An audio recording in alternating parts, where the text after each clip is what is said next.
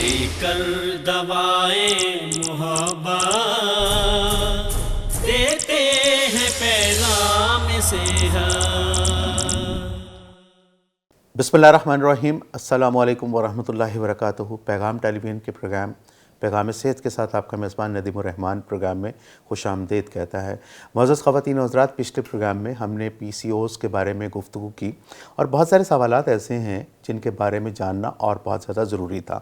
ग़िज़ा क्या होनी चाहिए, किस तरह की होनी चाहिए, मुख्तलिफ़ किस्म की रेसिपीज़ क्या हैं, इंसुलिन मुज़ाहमत PCOS को किस तरह से बढ़ाती है या उस पर किस तरह से असरअंदाज होती है।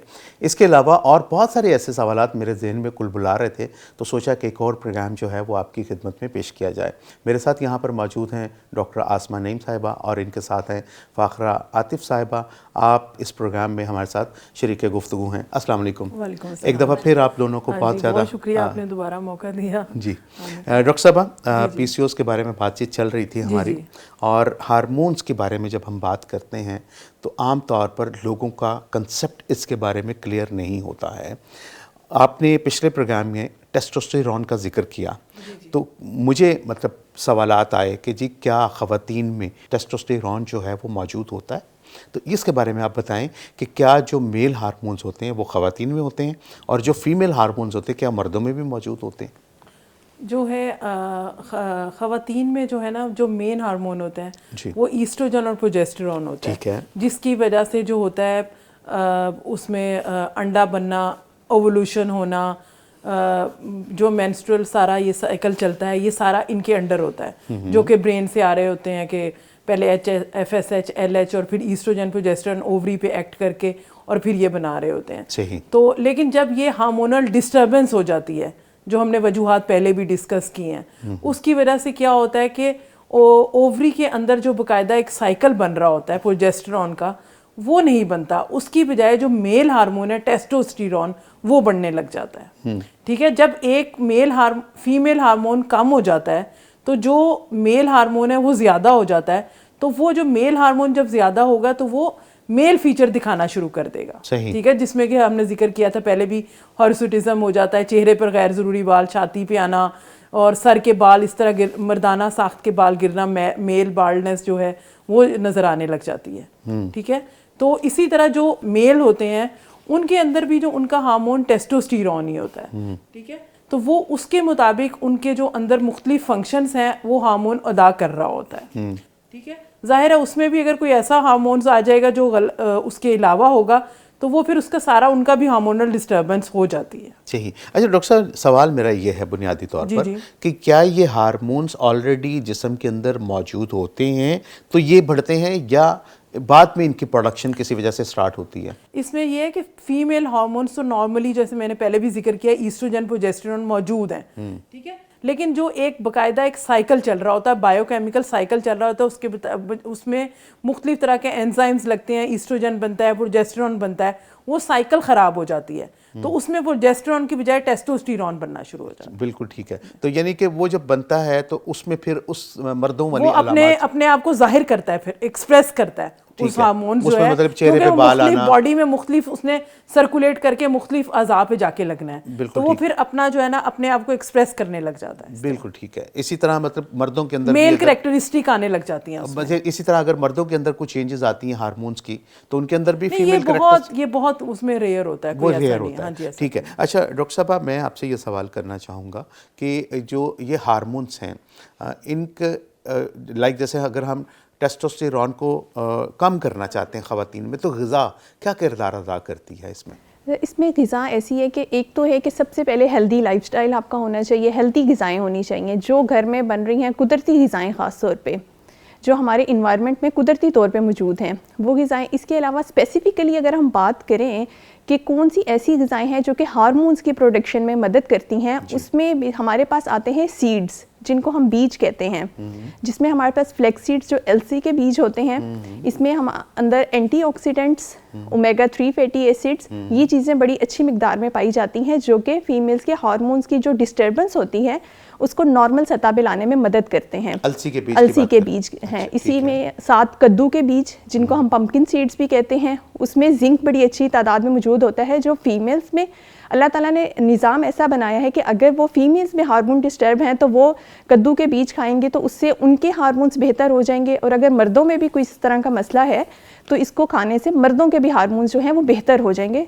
और इसी तरह इसके अलावा जो सफ़ेद तिल होते हैं, सफ़ेद तिल में मैग्नीशियम, कैल्शियम, इनकी बड़ी अच्छी तादाद मौजूद होती है, जो कि बॉडी के जो हार्मोन जो एक कुदरती होता है साइकिल, उसको प्रमोट करने में मदद करते हैं। इसी तरह इसके अलावा हमारे पास जो हैं बाकी एक सफ़ेद तुखमलंगा होते हैं, तुखमे मलंगा के बीज आप कह सकते हैं, चिया सीड्स जो होते हैं, ये वाले सारे जो सीड्स होते हैं इनको इस्तेमाल किया जा सकता है, जो कि बेसिकली हार्मोन्स को बैलेंस करने में मदद करते हैं ख़वातीन में। सही, मतलब इनके अंदर ओमेगा 3 और ओमेगा 3 एंटीऑक्सीडेंट्स होते हैं, एंटीऑक्सीडेंट्स होते हैं जो कि बॉडी में ये एक इन्फ्लेमेशन कह सकते हैं ना, कि आप सोजिश हुई होती है बॉडी में, जिसकी वजह से हार्मोन्स का निज़ाम जो होता है वो डिस्टर्ब हो जाता है। तो एंटीऑक्सीडेंट्स वाली जो ग़िज़ाएँ होती हैं, जब वो हम लेंगे तो वो इन्फ्लेमेशन को, सोजिश को कम करेंगी, जिससे जो हार्मोन्स होंगे वो वापस अपने जो नॉर्मल साइकिल है उसकी तरफ आ जाएंगे। बिल्कुल ठीक है। आप जब गुफ्तगू कर रही थी ना, तो मुझे फिर वही एक ख्याल मेरे जहन के अंदर कौंध रहा था कि आपने भी अपने पिछले प्रोग्राम में दादियों नानियों का जिक्र किया था, तो मुझे दादियाँ नानियाँ याद आ रही थी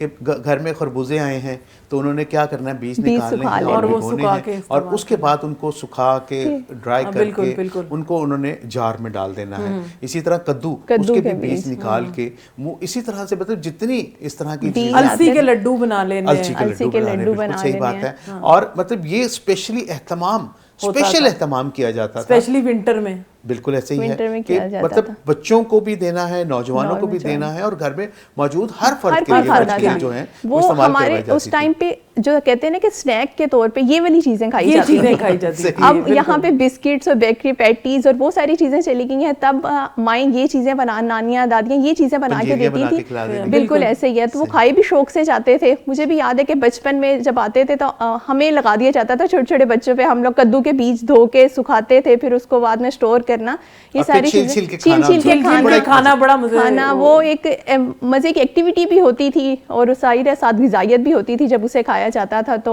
बड़ा फायदेमंद होती थी। अच्छा, उस वक्त हमें ये नहीं पता था कि ये ओमेगा 3 इसके अंदर बिल्कुल शायद हमारी दादियों नानियों को भी नहीं पता होगा कि एंटीऑक्सीडेंट है या ओमेगा 3 है, इसके अंदर फैटी एसिड मौजूद है, इनके अंदर मैग्नीशियम है, इनके अंदर कैल्शियम है। मतलब अब जो ये माहिर ग़िज़ाइयात हैं, ये तो पता नहीं क्या कुछ निकाल के लिया है, ये चीजें भी मौजूद हैं। अच्छा डॉक्टर साहब, ये बताएं कि एंटीऑक्सीडेंट्स क्या चीज़ें होती हैं?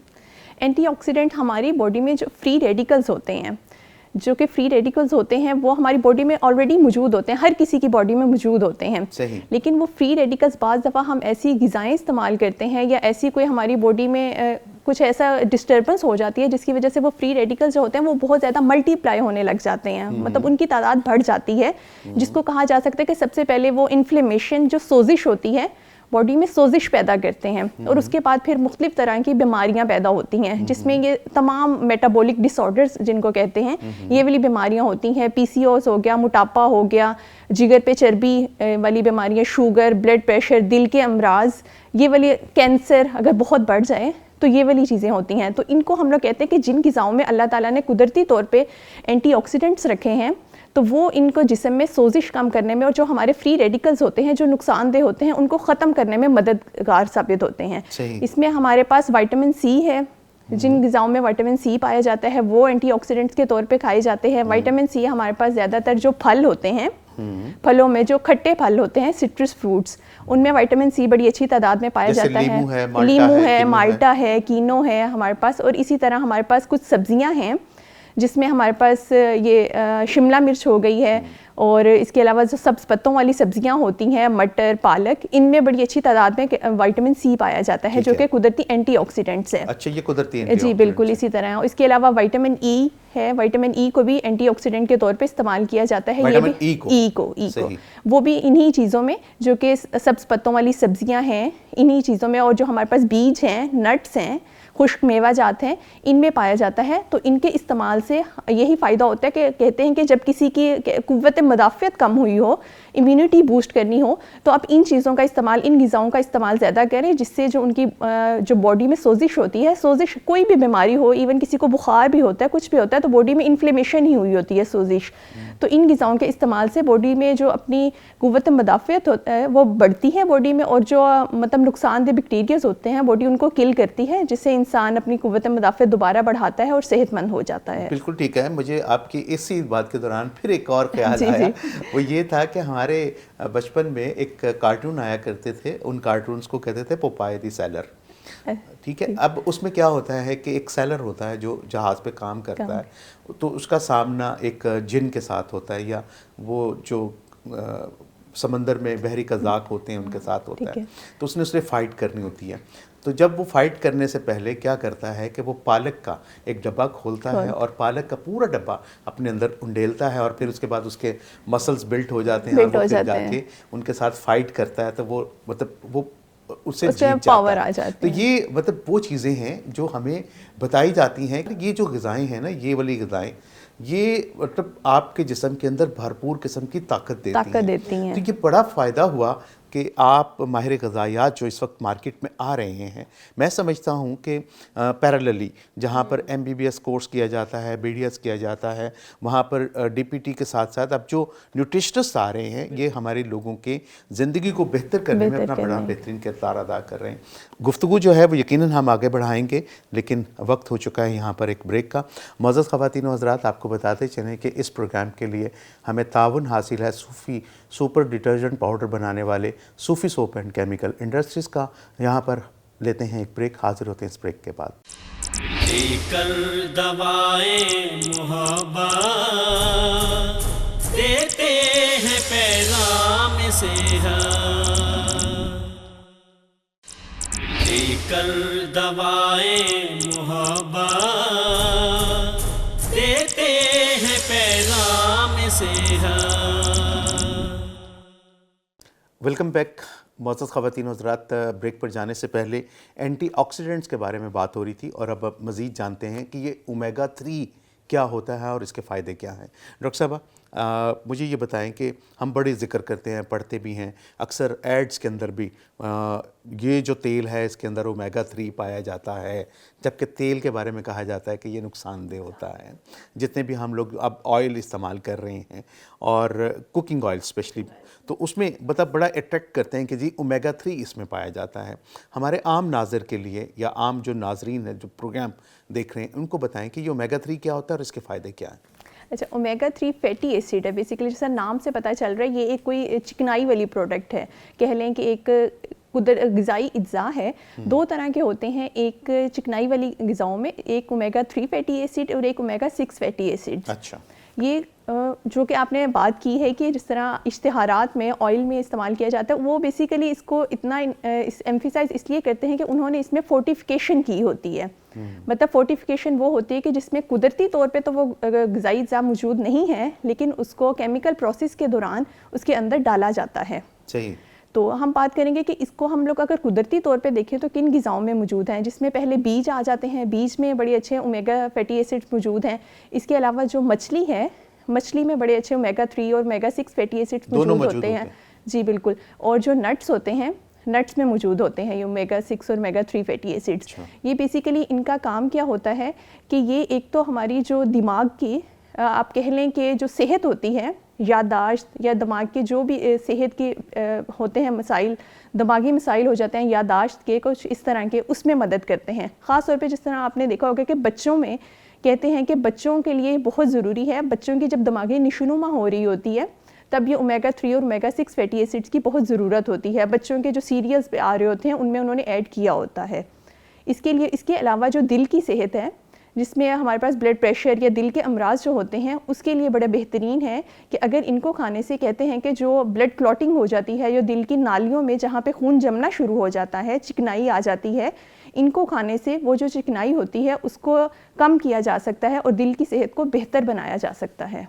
जी, नट्स की बात कर रही हैं आप, सारे जितने भी, जैसे जितनी भी गिरियाँ हैं जिसमें हमारे पास बादाम आ जाते हैं, काजू आ जाते हैं, अखरोट आ जाते हैं, इसके अलावा पिस्ता आ जाता है। ये सारे जो हैं इनको बजाय इसके कि रोस्टेड ना लिया जाए, कि जिनको ब्लड प्रेशर का मसला है या कुछ ऐसे मसाइल हैं, इसको सादा जो बगैर विदाउट रोस्टेड होते हैं जिस पे नमक नहीं होता, वो वाले आप खाए जा सकते हैं आराम से। और इसमें ऐसा नहीं है कि बाज़ लोग सोचते हैं कि इनको सिर्फ सर्दियों में ही खाया जा सकता है, इनको गर्मी, इससे गर्मी नहीं होती है, इनको गर्मी सर्दी हर मौसम में खाया जा सकता है। अच्छा, नारियल भी इसी में शामिल है? जी बिल्कुल, नारियल भी, उसको भी गिरी ही कहा जाता है। जी बिल्कुल, नारियल भी इसमें ही शामिल है। अच्छा, नारियल के अंदर भी ये तमाम ग़िज़ाई अज्जा पाए जाते हैं।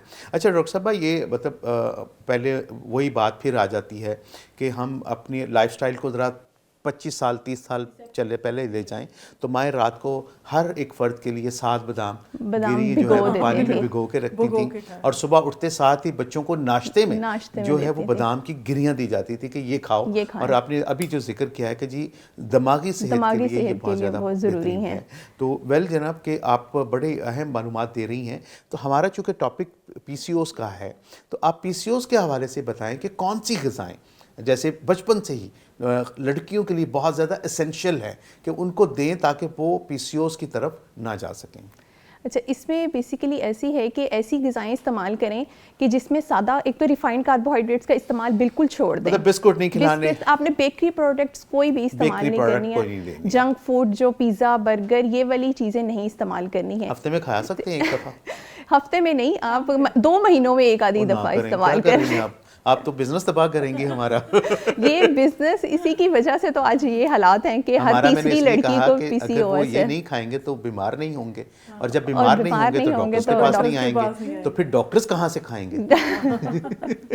ऐसे ही है ना? बिल्कुल ऐसे ही है, ऐसे ही है। ये ऐसा पूरा साइकिल है ना, साइकिल है चल रहा है कि पहले ये चीज़ खिलाएंगे तो बीमारी होगी, तो फिर उसके बाद फिर इंडस्ट्री सारी चलेगी, सारी ऐसा ही चल रहा है। बिल्कुल, बात हो रही थी वो रिफाइंड कार्बोहाइड्रेट्स का इस्तेमाल ना करें। इसके अलावा जितनी भी ये कैंडीज़ हैं जो स्वीट्स में आ जाती हैं, जिसमें हमारे पास चीनी है घर में, ये वो इन चीज़ों का इस्तेमाल ना करें। मीठी अशिया जितनी भी हैं, शहद, चीनी, इसमें हम गुड़, शक्कर सब चीज़ें शामिल करेंगे कि इन चीज़ों का भी, जी बिल्कुल, इन चीज़ों का भी इस्तेमाल ना किया जाए। नहीं, गुड़ क्यों? मुझे ये गुड़ का इस्तेमाल बेसिकली, गुड़ में भी यही कहा जा सकता है कि चलें जिनको अभी नहीं हुआ वो कभी कभार चीनी की जगह गुड़ का इस्तेमाल किया जा सकता है। लेकिन अगर किसी लड़की को PCOS हो गया है तो वो फिर किसी भी किस्म का मीठा इस्तेमाल ना करें। सही, ये इस तरह, अभी हम मेरा ख्याल है इस पे बात कर रहे हैं कि जिनको अभी नहीं हुए वो शुरू से अपना क्या लाइफस्टाइल रखें, कि वो बजाय इसके कि वो चीनी, दूसरी सफ़ेद चीनी का इस्तेमाल करें, वो उसकी जगह गुड़ या शक्कर जो ज़रा खालिस मिलते हैं, गाँव में बाज़ दफ़ा अभी भी कहीं जगहों पर मिल रहे हैं खालिस, वो वाले इस्तेमाल कर सकते हैं। इसके अलावा वो घर में आम बने हुए खाने हैं जिसमें सब्जियों का इस्तेमाल लाजमी करें, और कच्ची सब्जियों का सलाद लाजमी इस्तेमाल करें, क्योंकि जो कच्ची सब्जियों के सलाद में जो ग़िज़ाई अज्जा होते हैं, बाज़ दफ़ा पकाते हुए वो सारे ग़िज़ाई अज्जा ना ख़त्म हो जाते हैं, तो इसलिए कच्ची सब्जियों का इस्तेमाल ज़्यादा करें। जो हम दूसरी स्टीम कर लें, बिल्कुल स्टीम कर लें, जिससे जो उनके न्यूट्रिएंट्स होते हैं वो लॉस नहीं होते उस तरह। सही। इसके अलावा साथ खुश्क मेवाजात का इस्तेमाल लाजमी करें। जो मीट प्रोडक्ट्स हैं, फ़िश, बीफ, मछली और मीट आ गया, इसमें चिकन आ गया, ये वाली चीज़ें इस्तेमाल लाजमी करें। और ख़ास तौर पे जो लड़कियां कॉलेज यूनिवर्सिटी जा रही हैं, स्कूल जाती हैं, वो अपने लंच पे घर से बने हुए जो खाने होते हैं, शामी कबाब हो गए, कोई अंडे हो गए, इस तरह के जो हेल्दी स्नैक्स हैं वो लेके जाएं, फल ले जाएं, बजाय इसके कि कैंटीन से कोई बेकरी प्रोडक्ट्स हैं या घर से कोई पैनकेक या सैंडविचेस बना के लेके जाएं। तो चाहिए कि वो घर से जो ज़रा हेल्दी फूड है उनका इस्तेमाल करें और वो बना के लेके जाएं। बिल्कुल ठीक। अच्छा डॉक्टर साहब, आपने जिक्र किया है शुगर का, तो जब शुगर की हम बात करते हैं तो इसमें हम आमतौर पर कंसेप्ट है कि बिल्कुल मुझे वो जहन में आ गई बात के डबल रोटी वाइट और ब्राउन वाली, तो यहाँ पर भी ब्राउन एक शुगर आती है। आमतौर पर लोग कहते हैं कि जी आप सफ़ेद शुगर, वाइट शुगर ना लें, आप ब्राउन शुगर ले लें।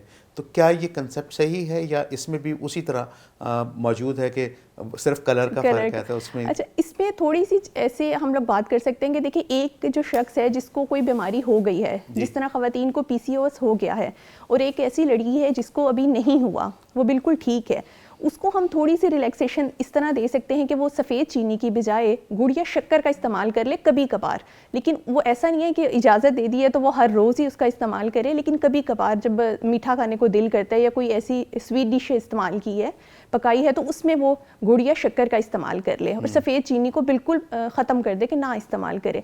लेकिन जब किसी को PCOS हो गया है, मोटापा हो गया है, तो तब उनके लिए सफ़ेद चीनी, गुड़, शक्कर, शहद, जितने भी मीठे हैं, जो मसनूई मीठे भी होते हैं, उन सब का इस्तेमाल फिर परहेज़ है, मतलब ममनू हो जाता है, क्योंकि एक दफ़ा अब जो बीमारी है वो हो चुकी है, उसमें अब आपको हर तरह का मीठा आपके लिए उतना बराबर का ही जहर है।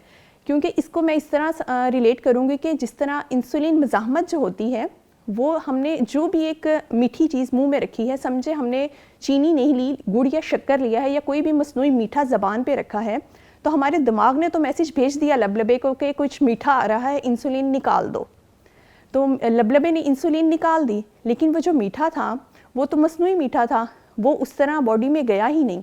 लेकिन अब जो इंसुलिन निकल गई है बॉडी से, वो वापस तो नहीं जा सकती, वो खून में रह जाएगी, जिससे इंसुलिन मज़ाहमत बढ़ेगी। इंसुलिन मज़ाहमत यही है कि आपके खून में इंसुलिन की मिक़दार ज़्यादा हो जाती है, तो उससे इंसुलिन मज़ाहमत बढ़ेगी। और इसीलिए कहते हैं कि इंसुलिन मज़ाहमत जितनी बढ़ती जाएगी, ये जो बीमारियां हैं PCOS, मोटापा, ये उतना बढ़ता जाएगा।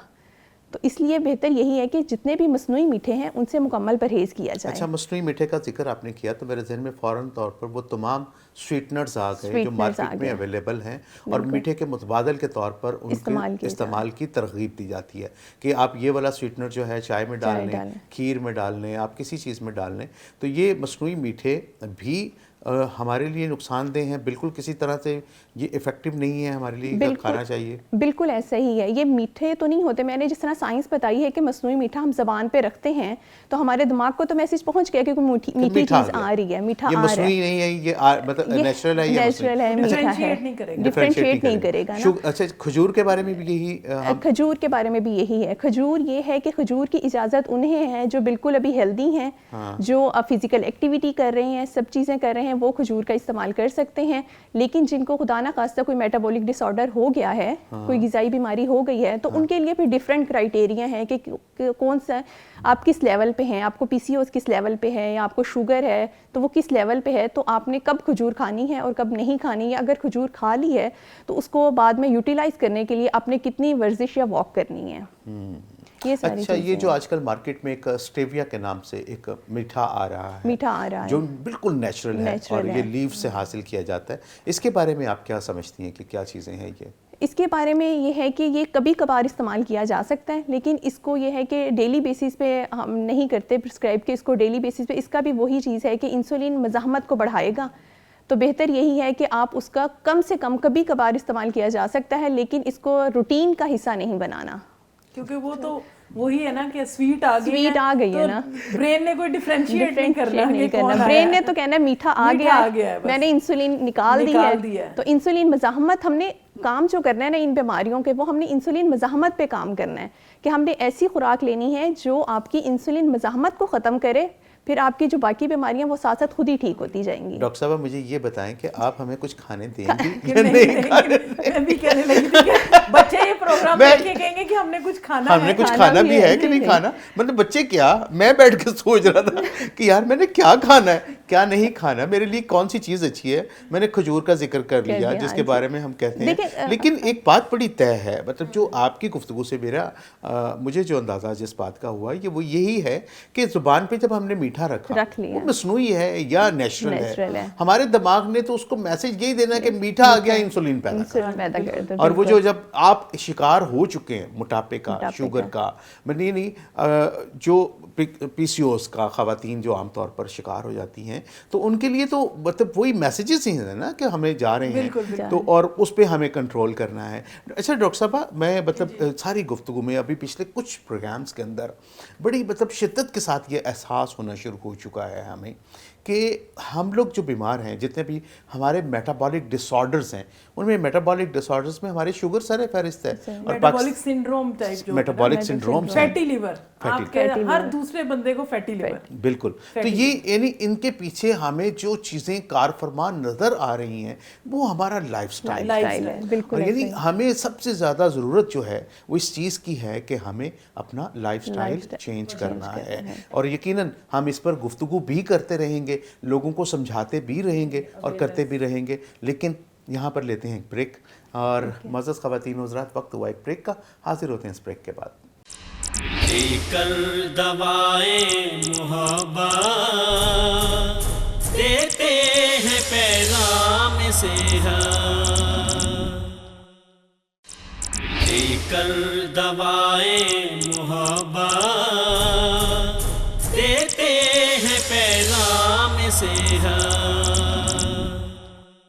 वेलकम बैक मोअज़्ज़ज़ ख़वातीन व हज़रात। प्रोग्राम PCOS के बारे में जारी व सारी है और मुख्तलिफ़ चीज़ें हमारे सामने आ रही हैं, नई नई चीज़ें हमारे सामने आ रही हैं और वो नई और चीज़ें कौन सी हैं, आइए इस प्रोग्राम के ज़रिए आप तक पहुंचाते हैं। डॉक्टर साहबा, PCOS के बारे में जब हम बात करते हैं तो मुझे ये बताएं कि इसके हवाले से कोई नई मालूमात हमारे साथ, हमारे नाज़रीन के साथ शेयर की जा सकती हैं? नई मालूमात में तो यही है कि जो हमने बता दिया है पहले कि जो किस तरह हम अपने आप को इससे बचा सकते हैं, ठीक है ना। और इसके अलावा ये है कि हमें ये समझ लेना चाहिए कि ये जो शॉर्ट टर्म पे जो सिम्टम्स या शुरू हो रहा है काम कि सिम्टम्स है ना, पहले मेंस्ट्रुअल इरेगुलरिटी होना, ओबेसिटी होना, मोटापा आ जाना, ये चीज़ें आ जाना, इनके लॉन्ग टर्म इफेक्ट बहुत ज़्यादा हैं, जी, ठीक है ना। तो लॉन्ग टर्म्स में आप कहाँ तक पहुँचती हैं, कहाँ देखती हैं इन चीज़ों को? जो ये अनकंट्रोल, आप ये ले लें अनकंट्रोल पॉलीसिस्टिक ओवेरियन डिजीज़ या सिंड्रोम को ले लें। अब हमने जिक्र किया है कि इसके पीछे क्या वजह है, इंसुलिन रेजिस्टेंस, ठीक है। जो इंसुलिन रेजिस्टेंस है वो लॉन्ग टर्म में क्या कर रही है, यही जो फीमेल्स हैं इनमें 40 to 50% चांस होता है कि ये 8-10 सालों बाद जाके टाइप 2 डायबिटीज़ में हो जाती है इनको, ठीक है। क्यों ब्लड प्रेशर हो जाता है, ठीक है, क्योंकि पॉलीसिस्टिक ओवेरियन की वजह भी और डायबिटीज़ की वजह दोनों में इंसुलिन रेजिस्टेंस है, ठीक है। लॉन्ग टर्म इफेक्ट और कॉम्प्लिकेशन क्या है अनट्रीटेड में, डायबिटीज़, टाइप 2 डायबिटीज़ का होना इनमें, ठीक है। और जब कोई डायबिटीज़ में आप सोचें कि एंटर हो गया तो उसकी एक लंबी फहरिस्त है कि उसको क्या क्या कॉम्प्लिकेशन हो सकती है। अच्छा डॉक्टर साहब, यहाँ पर एक फ़ौरन तौर पर मेरे ज़हन में सवाल है, मैंने आपको इंटरप्ट कर दिया। सवाल ये है मेरे पास कि एक तो ये बताएं मुझे कि जो ख़वातीन बिल्कुल नॉर्मल हैं, शादी हुई, बच्चे 3-4 हो गए उनके, और फिर बाद में पता चला कि वो दोबारा से मतलब वो PCOS का शिकार हो गई, वो ख़वातीन क्यों PCOS का शिकार होती हैं? देखें, ये इसमें ये है कि या तो ये दो तरह के इसमें सिनेरियो हो सकते हैं जी, कि या तो वो बिल्कुल हेल्दी थी, बिल्कुल ठीक थी, ठीक है, और सब कुछ सही था। अब क्या है, विद टाइम ऑफ एज, ठीक है, एक तो एज भी थोड़ी सी हो गई, ठीक है, और ये अपना इन्होंने लाइफस्टाइल फिर उसी तरह चेंज किया, ठीक है ना। बच्चों के साथ बैठे हैं जी, सब लोग जंक फूड और फास्ट फूड और वो चल रहा है, ठीक है। फिर वो भी इंसुलिन रेजिस्टेंस की तरफ जा रही हैं, ठीक है। इंसुलिन रेजिस्टेंस जब जा रही हैं उस तरफ, तो फिर वो उनके अंदर इंसुलिन रेजिस्टेंस या डायबिटीज़ में तरह शो हो जाएगी थोड़े सालों में, या फिर पॉलीसिस्टिक ओवेरियन की तरह भी जा सकती है, ठीक है ना। तो किसी ना किसी तरह वो अपने आप को शो कर लेगी, बिल्कुल ठीक है ना। या तो ब्लड प्रेशर ज़्यादा रहने लग जाएगा, डायबिटीज़ हो जाएगी, ठीक है ना, अनकंट्रोल, जिस तरह पॉलीसिस्टिक ओवेरियन सिंड्रोम की हम बात कर रहे हैं, बैड कोलेस्ट्रॉल बहुत ज़्यादा हो जाएगा, और ये सब चीज़ें किस में एंड करती हैं, हार्ट डिजीज़ पे, बिल्कुल ठीक, ठीक है ना, हार्ट डिजीज़ पे, स्ट्रोक पे, और मेटाबॉलिक सिंड्रोम हमारे बहुत कॉमन हो गया, जिसमें कि फैटी लिवर हर इंसिडेंटली एक्सीडेंटली जब भी हम कोई अल्ट्रासाउंड करा रहे हैं तो हमारी इंसिडेंटल फाइंडिंग जो है ना वो फैटी लिवर का। अच्छा, इसके नुकसानात क्या हैं फैटी लिवर? आप देखें ना कि एक नॉर्मल जो लिवर है वो अपना फंक्शन कर रहा है, ठीक है ना, उसके ऊपर कोई फैट नहीं है, वो अपना नॉर्मल फंक्शन कर रहा है। लेकिन अब जब हमने बात की थी इंसुलिन रेजिस्टेंस की, ठीक है ना, अब जो ग्लूकोज को वो सेल्स के अंदर तो जा ही नहीं रहे, वहाँ पे तो इंसुलिन की रेजिस्टेंस आई है। अब वो जो एक्स्ट्रा ग्लूकोज हो रहा है, जो भी हम चीज़ें ले रहे हैं, रिफाइंड कार्बोहाइड्रेट जिस फॉर्म में भी ले रहे हैं, वो जो एक्स्ट्रा ग्लूकोज है वो किधर जा रहा है, लिवर की तरफ जा रहा है, वो वहाँ पे जाके डिपॉजिट होता जा रहा है, ठीक है ना। तो वो एक आप समझ लें कि एक पहले कवरिंग माइल्ड सा होता है, एक माइल्ड सा कवर बनता जाता है, उसके ऊपर और फैट लगता जाता है, ठीक है, वो मॉडरेट में चला जाता है, फिर वो स्वीयर फॉर्म में चला जाता है, सारे लिवर फंक्शन डिस्टर्ब होने लगते हैं। लिवर के जो सारे फंक्शन हैं, वो सारे एंजाइम्स बनना, जो भी मेटाबॉलिज्म में जो डेली से उसका काम है, वो सारा डिस्टर्ब हो जाता है। और कई दफ़ा इतना भी होता है कि ये सेवेरिटी इसकी इतनी ज़्यादा होती है कि लिवर बिल्कुल अपना फंक्शन छोड़ देता है, लिवर फेलियर की तरफ भी जा सकते हैं। बिल्कुल ठीक है। अच्छा, क्या एहतियातें PCOS के हवाले से, ग़िज़ा के हवाले से आप हमें बता सकती हैं? अच्छा, PCOS के जो मैं अगर बताना चाहूँ, इसको हम ज़रा शॉर्ट कर लें कि सिंपल नो GPS फार्मूला करना है। No GPS formula. अब नो GPS फार्मूला क्या है? GPS में G फॉर ग्रेन्स। अब ग्रेन्स क्या होते हैं? अनाज। ग्रेन्स में, अनाज में दो तरह के अनाज होते हैं, एक जिसमें हमारे पास गंदम, जवार, मकई, बाजरा, जौ, ये सारी चीज़ें एक किस्म के अनाज में आ जाती हैं। दूसरी तरफ हमारे पास अनाज में आती हैं दालें, लोबिया, चने। ये सारे। अब जो गंदम, जवार, मकई, जो बाजरा है, ये सारी चीज़ें हैं हमारे पास सादा और रिफाइंड कार्बोहाइड्रेट्स, जो कि जिनका मॉलिक्यूल जो होता है बड़ा सादा सा होता है। जब वो हम खाते हैं हमारी बॉडी में जाके फौरी तौर पे हज़म हो जाते हैं और फौरी तौर पे शुगर को बढ़ाते हैं। अच्छा, मतलब फ़ौरन हज़म हो जाते हैं, फौरी शुगर बढ़ाते हैं, फौरी इंसुलिन मज़ाहमत बढ़ती है। तो ये चीज़ें नहीं लेनी है, ठीक है, जो कि सादा कार्बोहाइड्रेट्स हैं। अब दूसरी तरफ जिनको कहते हैं कि हेल्दी कार्बोहाइड्रेट्स हैं, सेहतमंद है, जो कॉम्प्लेक्स कार्बोहाइड्रेट हैं, जिनका मॉलिक्यूल थोड़ा पेचीदा होता है, वो बॉडी में जाके थोड़ा वक्त लेते हैं हज़म होने में, जिससे जो शुगर लेवल है वो एकदम नहीं बढ़ते। तो उसमें सारे हर तरह की दालें आ जाती हैं, जितनी भी दालें हैं, ख़ास तौर पे जो छिलके वाली दालें हैं उनमें ज़्यादा फाइबर होता है, वो ज़्यादा मदद देती हैं। जैसे मूंग की दाल है, जी, मूंग की दाल है या माश की दाल छिलके के साथ होती है, वो वाली। इसी तरह जो चने हैं, चने आ जाते हैं, सफ़ेद और काले चने हैं। उसके अलावा साथ इसमें लोबिया आ जाते हैं, सफ़ेद और जो लाल लोबिया है, ये इस्तेमाल किए जा सकते हैं। सही। आपने इसमें जो सादा कार्बोहाइड्रेट्स हैं उनसे परहेज़ करना है, जिन ख़वातीन को PCOS है, और जो पेचीदा कार्बोहाइड्रेट्स हैं उनका इस्तेमाल किया जा सकता है। सही। ग्रेन्स में ये चीज़ें हो गई हैं। इसके बाद आ जाते हैं potatoes. P for potatoes. Potatoes क्या है, सबको पता है। बच्चों के हर घर में शाम को पोटैटोज़ के फ्रेंच फ्राइज़ बनते हैं, लाजमी। फ्रेंच फ्राइज़ बिल्कुल, वो तो ऐसे कि बच्चों के लंच में भी फ्रेंच फ्राइज़ जाने हैं। कोई खाने को चीज़ नहीं है तो माएँ बच्चों को फ्राइज़ बना के दे देती हैं फौरी।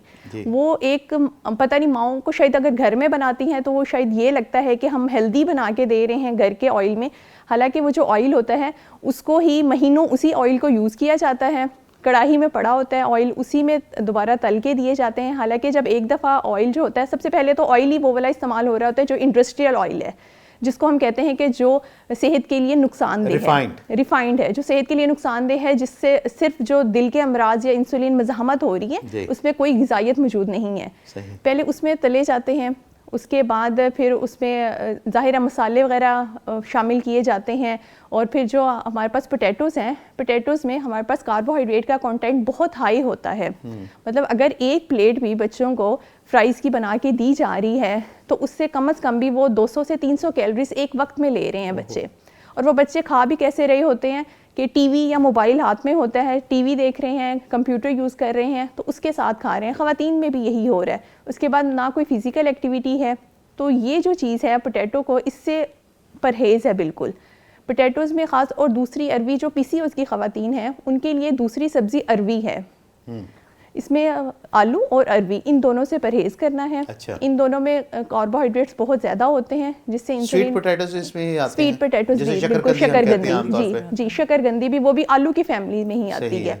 तो ये जो सब्जियां हैं इनसे परहेज़ करना है। ठीक है। इसके अलावा तीसरी चीज़ जो हमारे पास स्वीट्स हैं, शुगर्स, उसमें हर तरह का मीठा आ जाता है, मसनूई मीठा, शहद, शक्कर, गुड़, चीनी, जिस तरह हमने इस पर पहले भी तफसील में बात की है। इसमें हर तरह का मीठा आ जाता है जो कि मना है। आपने ये नो GPS फार्मूला जो PCOS वाली ख़वातीन हैं, अगर वो चाहती हैं कि वो वक्त रहते अपना इलाज कर लें और आगे उन्हें मुश्किलात या पेचीदियाँ ना पेश आएँ, तो वो नो GPS फार्मूला अपनाएं, इसी पे अमल करें। इसके अलावा अल्लाह ताला की तमाम नेमतें खाएँ, जिसमें हमारे पास जो अंडे हैं, सब्ज़ियाँ हैं, दालें हैं, फ्रूट्स हैं, नट्स हैं, बीज हैं, ये तमाम इस्तेमाल करें ग़िज़ाएँ, और जो अपनी सेहत है उसको बेहतरी की तरफ लेके जाएं। बिल्कुल ठीक। अच्छा डॉक्टर साहब, फाइनली एंड पे हम चलते हैं इसके इलाज की तरफ। आप ये बताएं कि इसका इलाज क्या है? इलाज जैसे कि हमने पहले भी जिक्र किया है कि इसका सबसे पहला इलाज जो है ना, पहला, दूसरा, तीसरा, लाइफस्टाइल मॉडिफिकेशन। जी, ठीक है ना। डाइट, वॉक, एक्सरसाइज, अपनी स्लीप को ठीक करना, ड्यूरेशन को ठीक करना, और फिर उसके बाद जो बाकी चौथा स्टेप है ना, वो है मेडिकेशन का। और वो सिम्टम टू सिम्टम डिपेंड करता है, ठीक है ना। सिम्टम्स में जैसे कि मेंस्ट्रुअल इरेगुलरिटीज़ हैं, उसके लिए हम ओरल कॉन्ट्रासेप्टिव पिल्स देते हैं, जिनको चाबी वाली गोलियां भी कहा जाता है। डॉक्टर साहब, आपका यहाँ पर एक बड़ा अहम सवाल है। आम तौर पर ख़वातीन, जैसे आपने पहले भी प्रोग्राम में जिक्र किया कि जब शादी से पहले अगर किसी गायनेकोलॉजिस्ट को कंसल्ट किया जाता है तो वहाँ पर एक खौफ तारी हो जाता है कि ये क्यों। दूसरी बात ये है कि अब आप कह रही हैं कि वो जो चाबी वाली गोलियां, इसके बारे में भी एक बड़ा मिसकंसेप्ट है कि ये तो इस्तेमाल ही फैमिली प्लानिंग के लिए की जाती हैं, आप क्यों देते हैं पेशेंट्स को? इस हवाले से ज़रा थोड़ा हमारे नाज़रीन को बताइए। अच्छा, इसमें जैसे कि हमने पहले बहुत अभी जिक्र कर चुके हैं कि पॉलीसिस्टिक ओवेरियन में 2 हार्मोन डिस्टर्ब हो रहे हैं, ईस्ट्रोजन एंड प्रोजेस्टेरोन, जिसकी वजह से मेंस्ट्रुअल इरेगुलरिटीज हो रही हैं। तो जो ओरल कॉन्ट्रासेप्टिव पिल्स हैं उसके अंदर क्या है, ये दोनों हार्मोन है, सही, ईस्ट्रोजन भी और प्रोजेस्टेरोन भी। सही। इनका सिर्फ यही काम नहीं है कि सिर्फ इन्होंने फैमिली प्लानिंग करना है, ठीक है, ये गोलियां और भी बहुत चीज़ें मकसद के लिए यूज़ होती हैं। इससे अगर हम देंगे तो इसको दे रहे हैं फीमेल्स को, तो इसका जो मेंस्ट्रुअल इरेगुलरिटीज़ हैं उनको वो रेगुलर करेंगी, ठीक है। और जो मेल हार्मोन की हमने बात की थी टेस्टोस्टेरोन, उसको उसका लेवल भी कम करती हैं, ठीक है। तो ये कुछ अरसे के लिए देने की इसकी कोई ऐसा नुकसान नहीं है। ये हमें कुछ चीज़ों के लिए, जिन चीज़ों की जैसे कि प्रोजेस्टेरोन की कमी आ रही है हार्मोन की, तो हमें ये देना ही पड़ेगा। बिल्कुल ठीक, इसका कोई ऐसा नुकसान नहीं है। बिल्कुल ठीक है, मतलब कोई नुकसान आप समझते हैं कि इसके हवाले से नहीं है। अच्छा, नहीं। मजीद इसके आगे फर्दर ट्रीटमेंट क्या है इसका?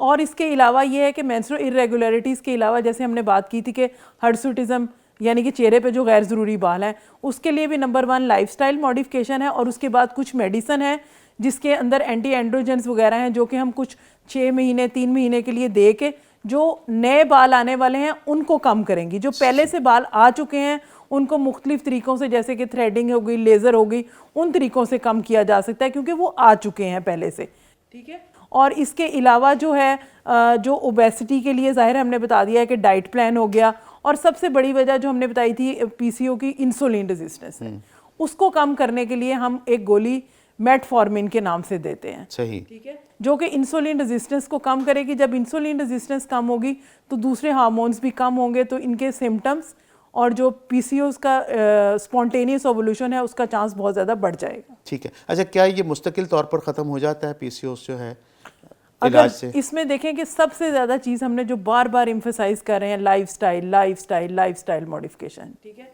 और वो उसके लिए क्या ज़रूरत है, हमारी डिटर्मिनेशन, मोटिवेशन, यानी कि एक जो फीमेल ने अगर ये काम करना है तो उन्होंने इस चीज़ को डिटर्मिन करना है और अपने अंदर ये कुव्वत इरादी पैदा करनी है कि मैंने अगर ये लाइफस्टाइल सब कुछ करके और जो मेरे सिम्टम्स हैं उसके मुताबिक मेडिसिन लेके अगर मैंने इसको कंट्रोल कर लिया है तो अब इस चीज़ को मैंने मेंटेन करना है। सही, वो सब चीज़ें फीमेल के अपने हाथ में, सही, ठीक है। और अगर ये सब चीज़ें वो करे तो इंशाल्लाह ताला वो ठीक भी आप दोनों डॉक्टर साहिबान का बहुत शुक्रिया। बड़ी मुफीद गुफ्तगू हमने पीसीओस के ऊपर की। यकीनन हमारे नाजरीन इससे बहुत ज़्यादा कुछ सीखेंगे और इस पर अमल करते हुए इस बीमारी से छुटकारा हासिल कर लेंगे। मुअज़्ज़ज़ ख़वातीन व हज़रात, आज के प्रोग्राम में भी हमने पीसीओस पर जब बात की है तो बात वहीं पर आकर ख़त्म होती है। हमारे मॉडिफिकेशन ऑफ लाइफस्टाइल की बात करते हैं। ख़वातीन के लिए बहुत ज़्यादा ज़रूरी है कि अपनी सेहत का ख्याल रखें।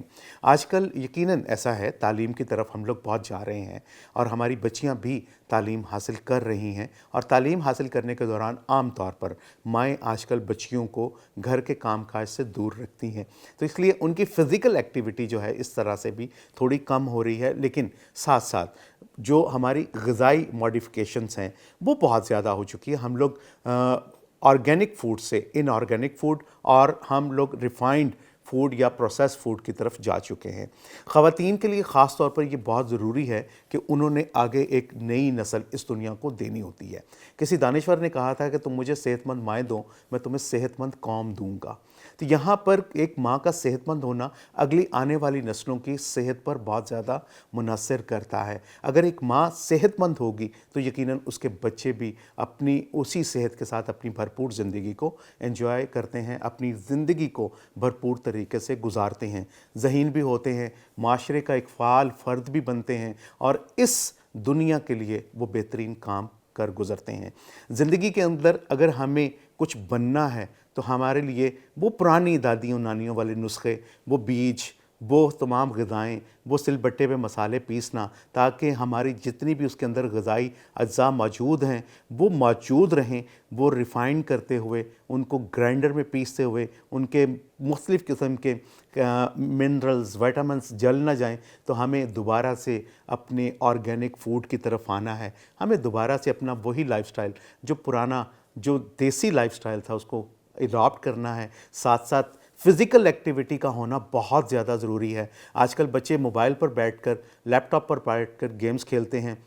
बच्चियाँ स्टापू खेलती थीं, रस्सा टपती थीं, घरों में उछल कूद करती थीं, वो फ़िज़िकल एक्टिविटी उनके साथ साथ चलती रहती थी। इन एक्सरसाइज़ को और इन ग़िज़ाओं का बेहतरीन इस्तेमाल आपके तर्ज़ ज़िंदगी के बदलने से आपकी ज़िंदगी को खूबसूरत बना सकता है।